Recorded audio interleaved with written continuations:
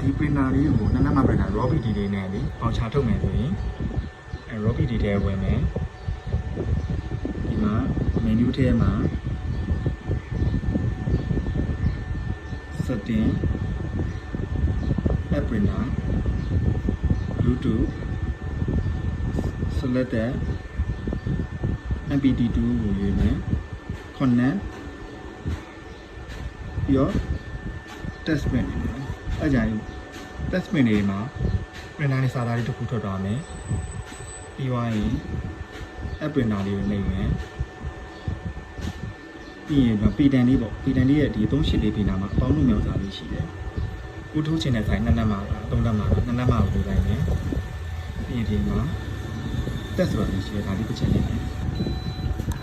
ဒီနောက်နေတော့ပီတန်လေးထွက်သွားတယ်ပေါ့နော်အဲ့ဒါရပြီပြီးရင်သုံးမဲ့ MPD2 ကိုရွေးမယ် default printer ကိုရွေးလိုက်နှိပ်လိုက်မယ်ပြီးရင် image file ကိုစမ်းပြီးထုတ်ကြည့်မယ် select ဒီရပေါ့ဒီ